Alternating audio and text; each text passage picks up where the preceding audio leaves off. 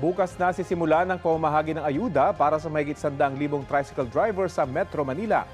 Detalye tayo sa ulat on the spot ni Ian Cruz. Ian? Yes, Rafi, inaasahan ng DSWD na matatapos sa Huwebes ang sisimulang pamamahagi ng ayuda bukas para nga sa tinatayang 139,000 na tricycle drivers sa Metro Manila. Sabi ni DSWD Secretary Rex Gatchalian, nasa 30 payout centers ang mamamahagi ng ayuda sa 17 LGUs ng National Capital Region.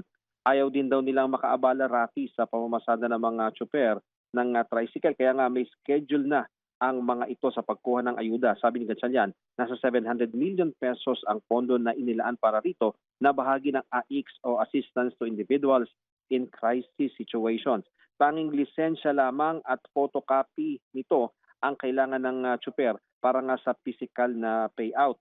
Kung tumagal pa ang gulo sa gitnang silangan na pangunahing dahilan ng mataas na presyo ng petrolyo, sinabi ni Gatchalian na may pondo pa sakaling ang mga ilangan ng Part 2 ng ayuda, lalo't kalahati ng 60 billion pesos na pondo ng AIX daw ay ipinapalaan ng Pangulo sa ayuda para nga dito sa transport sector. Para naman sa ibang modalities gaya ng jeepneys, inaayos na lamang daw ang listahan at maaaring sa susunod na Lunes, March 23, ay magsimula na rin ito na susundan naman ng iba pang PUVs.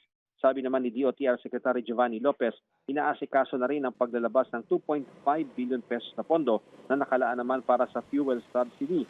Sakaling mailabas at may kumpleto ng listahan, maaring i-roll out na rin daw ito sa ika-4 na linggo ng Marso. Inaaral pa ang halaga ng fuel subsidy na ibibigay sa mga operator at drivers ng PUVs, pero hindi na raw ito malalayo sa nagdaang ipinamahaging fuel subsidy.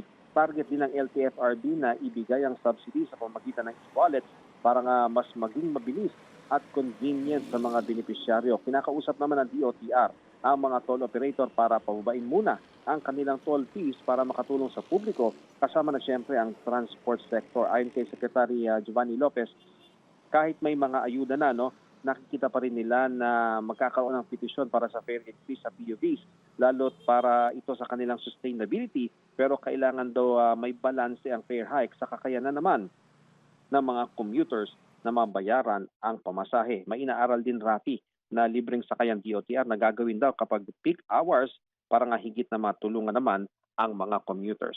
Balik sa iyo, Rafi. Maraming salamat, Ian Cruz.